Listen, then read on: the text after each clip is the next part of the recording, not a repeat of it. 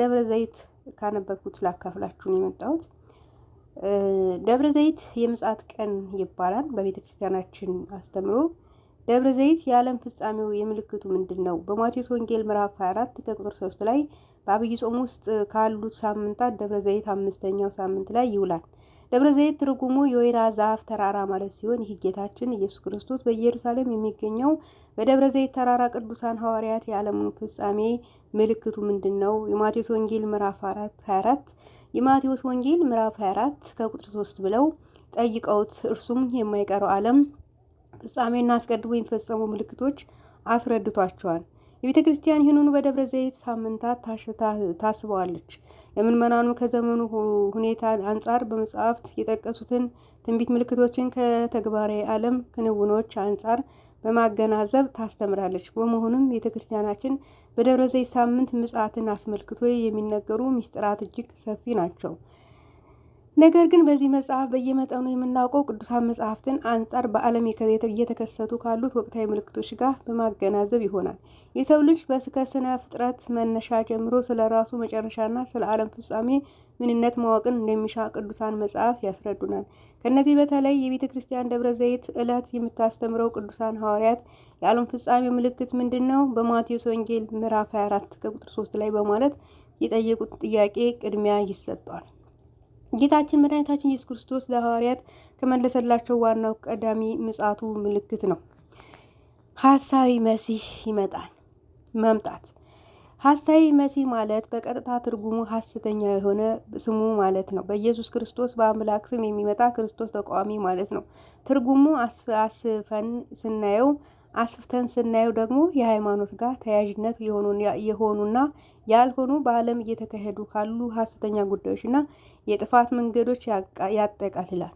ሐሳዊ መሲህ የጥፋት ስራዎች ሳያውቁ የሆነ በተለይ ሆን ብለው ባለማዊና በክፉ መናፍስት ተከታዮች እየተላለፉ የሚከሰቱ ሁኔታዎች የሚካሄዱ ናቸው። እግዚአብሔር የተገኘው ሃይማኖት የስነ ተፈጥሮ ጋብቻና የመሳሰሉ ደንበሮች ማፍለስን ዓላማ ያደረጉ እንዲሁም በመንፈሳዊ ባህል ሰብአዊ ክብርና እድሜ ቀደም ተከተል ትስስርና ክብር እንዲጠፋ የሚሰሩ ሁሉ ሐሳዊ መሲህ መደብና ከዓለም ፍጻሜ ምልክት አንጻር የሚታዩ ናቸው። በዝርዝር ለማየት የሚከተሉት ነጥቦች እንመልከት። አንደኛ፣ የሃይማኖት ደንበርን ማፍረስ። አባቶች የሰሩትን የቀድሞውን ደንበር ምልክት አታፍልስ።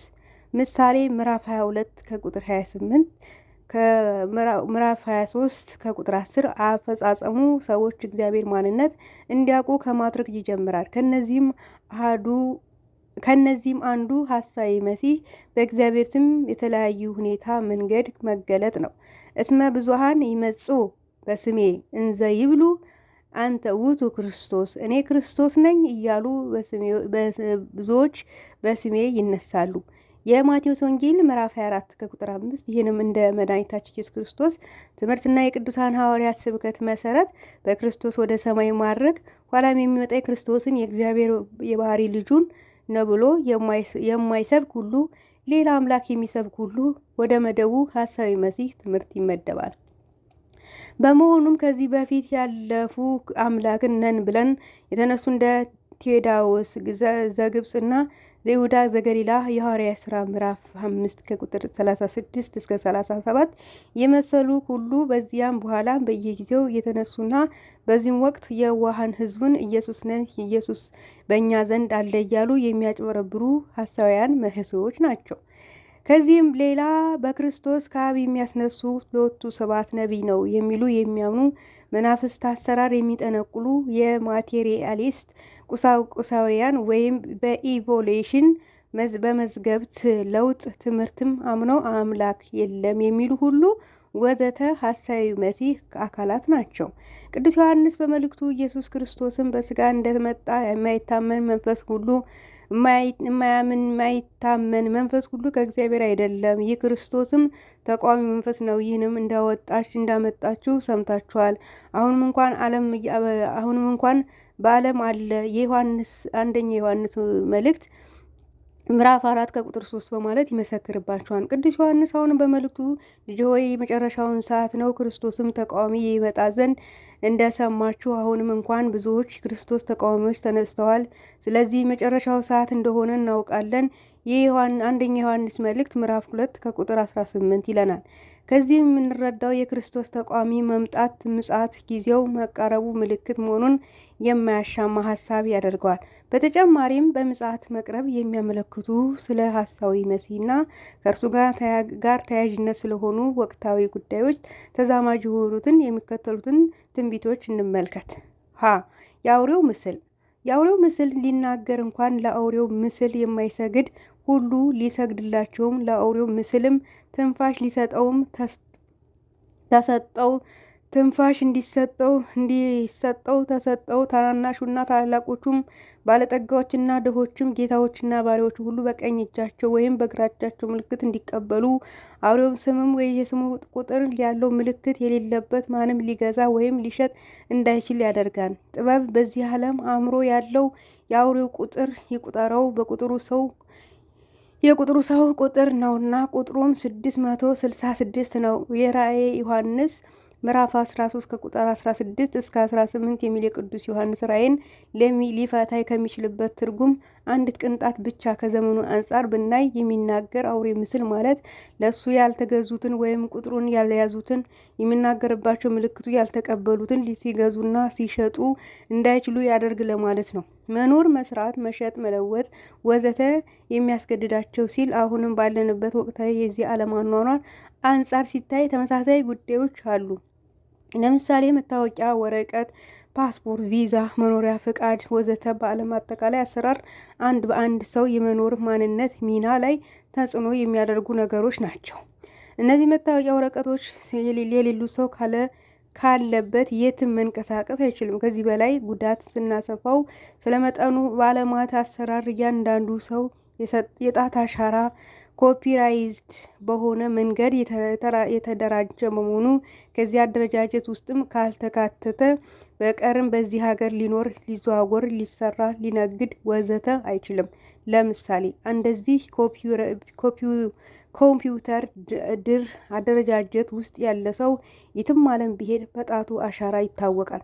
በትንቢቱ አእምሮ ያለው የአውሬው ቁጥር ይቆጥረው ቁጥር የሰው ቁጥር ነውና ቁጥሩም 666 ነው የሚለው ይህን የሚያደራጀውን ጉዳዩን የሚያስተሳስረው ሌላ አካል ሳይሆን ሰው መሆኑን የሚያመለክት ነው። 666 የሚለው ቁጥር የሰው ልጅ ጅማት ቁጥር ነውና። የምጽአት መቃረብ ምልክት። የምጽአት መቃረብ ምልክት የሐሳዊ መሲህ ዘመቻ አውቀው በድፍረት ላላወቁት በረቀቀ መንገድ እግዚአብሔርን እያመለኩ አስመስሉ በእግዚአብሔር ስም ቤታችን ቅድስት ድንግል ማርያምን ቅዱሳንን በአጠቃላይ በሰማይ የሚያድሩትን በስድብ ነው። ስለዚህም ተግባር በተለያዩ ዘመናት ሲፈጸም የቆዩ ናቸው። ዛሬም የቤተ ክርስቲያናችን እየተፈታተነን ያለው ተሐድሶ ሴራ ዋናው ተቃዋሚ የወልድን አምላክነት፣ የድንግል ማርያም ክብርና አማላጅነት፣ የታቦቱና የመስቀሉን ክብር፣ የቅዱሳን ክብርና አማላጅነት በመሆኑ ተሐድሶ በስራው የአውሬው መንፈስ አራማጅና መንገድ ጠራጊ መሆኑ ቅዱስ ዮሐንስ በራእዩ እንዲህ በማለት ያረጋግጥልናል። ለዘንዶው ሰገዱለት፣ ለአውሬውም ስልጣን ተሰጥቶታል። ለአውሬውም አውሬው ማን ይመስለዋል? እርሱም ሊዋጋ ማን ይችላል? እሱ እያሉ ሰገዱለት። ታላቅ ነገርም ስድብን የሚናገርበት አፍ ተሰጠው። በ42 ወርም እንዲሰራ ስልጣን ተሰጠው። እግዚአብሔርም ለመሳደብ ስሙና ማደሪያውንም በሰማይ የሚኖሩትን ሊሳደብ አፉን ከፈተ። ቅዱሳንንም ይዋጋ ዘንድ ድልም ያደርጋቸው ዘንድ ተሰጠው። በነገድና በቋንቋም በሕዝቡ ሁሉ ላይ ስልጣን ተሰጠው። ከዓለም ፍጥረት ጀምሮ በታረደውም በሕግም ሕይወት መጽሐፍ ስሞቻቸው ያልተጻፈ በምድር የሚኖሩ ሁሉ ይሰግዱለታል። የዮሐንስ ራእይ መልእክት የቅዱስ ዮሐንስ ራእይ ምዕራፍ 13 ከቁጥር 4 እስከ 8 እንዲል ክብርና ዝናን መፈለግ ሐመርኋ ሌላው ዓለም ላይ የሚታየው ሰዎች ዘንድ ክብርና ዝናን ታዋቂነትን ለማግኘት ሲባል የራስ ከፍ ማድረግ እንደ አማልክት መቁጠር ከሐሳዊ መሲህ ያስመድባል። ከእነዚህ ተመሳሳይ ሊቀ ነቢያት ሙሴ እንደገለጸው የሰናዖር ሰዎችን ኃጢአት ስናስተውል የተነሱበት ዋና ነጥብ ስማችንን እናስጠራ የሚለው ነበር። ኑ ለእኛ ከተማ እንስራ፣ ወደ ሰማይ የሚደርስ ግንብ እንስራ፣ ምድር ላይም ሳንበተን ስማችን እናስጠራሉ። ኦሪት ዘፍጥረት ምዕራፍ 11 ከቁጥር 4 ለሚለው በዚህ እኩይ ሀሳብ ምክንያት እግዚአብሔር ቋንቋቸው እንደበላለቀባቸው የሰናዖር ሰዎችም ያሰቡትና የተመኙት ትውልዱን በእግዚአብሔር ማድነቅ ትቶ ለዘላለም ስማቸውን ሲጠራቸው ሲያደንቃቸው መኖርን ነበር። ዛሬም ብዙዎቹ ይህንን የሰናዖርን ኃጢአት የጥፋት ጉዞ እንደ ዓላማ ይዘው መንቀሳቀስ ላይ ይገኛሉ። 2 የስነ ተፈጥሮ ህግን ደንበርን መጣስ። አንዱ የጊዜው መብረቅ ምልክት መቅረብ ምልክት አንዱ የጊዜው መቃረብ ምልክት ነው። እግዚአብሔር የፈጠረውን ፍጥረት ፍጹም በመሆኑ ይህ ቀረህ ነው ይጨምርልህ የሚባል አይደለም። ነገር ግን በዚህ ወቅት ሰው ለተለያየ ጥቅም የሚል ሰበብ ዝርያቸው ተለያዩ የሆኑትን ፍጥረታት ማቃለልና ማደበላለቅን ተይዞታል። እንስሳትና ተክሎች ለማባዛት የሚያደርገው ጥረትና ማቅለል የማይዳቀል ዘዴ የለም። በተቃራኒውም የሰው ቁጥር ለመቀነስ የሚያደርገው ሩጫ የለም። በመሆኑም ውጤቱ የሰው ቁጥር ለመቀነስ ሲባል በሚደረጉ ሕክምናዎች የተለያዩ በሽታዎች ተዳርገዋል። የሚደረጉትም ማበረታታት በሰለጠኑ ዓለም ብዙዎችን ግብረ ሰዶም ፈጻሚና አስፈጻሚ ሆነዋል። ይህ አሰራር የአምላክ የሰራው የፍጥረት ሕግ በማጣጣል ሰውን ላሻሻል ወደሚል ያዘነበለ በመሆኑ የሰው ልጅ ጥቅጥ ያጣ ድፍረት ያሳያል። እግዚአብሔር ግን ስነ ፍጥረቱን እንዲያደበላልቁበት አይፈልግም። እግዚአብሔር ሊቀ ነቢያት ሙሴ ስርዓቴን ጠብቁ፣ እንስሳህን ከሌላ አይነት ጋር አይደበላለቅ፣ በእርሻህም 2 አይነት ዘር አትዝራ። ዘሌዋውያን ምዕራፍ 19 ከቁጥር 19 ማናቸውም ሰው ከሴት ጋር እንደሚተኛ ከወንድ ጋር ቢተኛ ሁለቱ ጸያፍ ነገርን አድርገዋል፣ ፈጽሞ ይገደሉ፣ ደማቸው በላያቸው ላይ ነው። ኦሪት ዘሌዋውያን ምዕራፍ 20 ከቁጥር 13 በማለት ያስተምረናል። በጋብቻ ላይ የሚደረግ እርኩሰት በየትኛውም ዓለም ፍርድ ቤቶች ትልቁ ስራ ማፋታት ሆኗል። ምክንያቱም ተጋቢዎች በአንድ ላይ እንዳይኖሩ አውሬው አስማዲዮስ የጋብቻ ጠላት በመሆን ስለነገሰ ፈተናውን መቋቋም አልቻሉምና ነው። ስለዚህም የአስማዲዮስ ከዛ ላይ ይልቅ ግብረ ሰዶም እያበረታታ በአንዳንድ ሀገሮች እንደሚታየው ወንድ ከወንድ ሴት ከሴት ጋር እያቆራኘ በቤተ ክርስቲያኖቻቸው ጋብቻ እስከፈጸም አድርሷቸዋል። ስለዚህም ቅዱስ ጳውሎስ እንዲህ ይላል፣ ስለዚህ እርስ በርሳችሁ ስጋቸውን ሊያዋህዱ እግዚአብሔርን በልባቸው ትፍትወት በርኩሰትና አሳልፎ ሰጣቸው። ይህ ደም እግዚአብሔርን እውነት በውሸት ስለለወጡ በፈጣሪም ፈንታ የተፈጠረውን ስላላመለኩና ስላላገለገሉ ነው። እርሱም ለዘላለም የተባረከ ነው። አሜን። ስለ እግዚአብሔር ለሚሰውር ምኞት አሳልፎ ሰጣቸው። ሴቶቻቸውን ለባሪያዎቻቸው የሚገባ ስራ ለባሪያዎቻቸውን በማይገባው ለወጡ። እንዲሁም ወንዶች ደግሞ ለባሪያዎቻቸው የሚገባውን ሴቶች መገናኘት ትተው እርስ በርሳቸው በትፎቶታቸው ተቃጠሉ። ወንዶች በወንዶች ነውር አድርገው ስህተታቸውንም በሚገባ ብድራት በራሳቸው ተቀበሉ። እግዚአብሔር ለማወቅ ባልወደዱ መጠን እግዚአብሔር የማይገባውን ያደርጉ ዘንድ ለማይረባ አእምሮ አሳልፎ ሰጣቸው። አመፃን ሁሉ፣ ግፍ መመኘት፣ ክፋት በለሞላባቸው ቅናትን፣ ነፍስ መግደልን፣ ክርክርን፣ ተንኮልን፣ ክፉ መጠባይ ተሞሉ። የሚንሾካሾኩ ሐሜተኞች፣ አምላክን የሚጠሉ፣ የሚያንገላቱ፣ ትምክህተኞች፣ ክፋትን የሚፈልጉ፣ ለወላጆቻቸው የማይታዘዙ፣ የማያስተውሉ፣ ውል የሚያፈርሱ፣ ፍቅር የሌላቸው፣ ምሕረት ያጡ ናቸው። እነዚህ ለሚያደርጉት ሞት ይገባቸዋል የሚለውን የእግዚአብሔር ሕግ እያወቁ እነዚህን ከሚያደርጉ ጋር ይስማማሉ እንጂ አድራጊዎች ብቻ አይደሉም። ሮሜ ምዕራፍ 1 ከቁጥር 24 እስከ ፍጻሜው። መንፈሳዊ ባህልን ማጥፋት። መንፈሳዊ ባህልን ክህነት ክብርን፣ ሰብአዊ ክብርና የእድሜ ቀደም ተክልን ትስስርና ክብርን እንዲጠፋ የሚሰሩ በሚለው ዙሪያ ስንመለከት በቀላሉ ቅዱስ ጳውሎስ በመልእክቱ ያለውን ማየት እጅግም ጠቃሚ ነው። ነገር ግን በመጨረሻው ቀን የሚያስጨንቅ ዘመን እንዲመጣ ይህንን እንወቅ።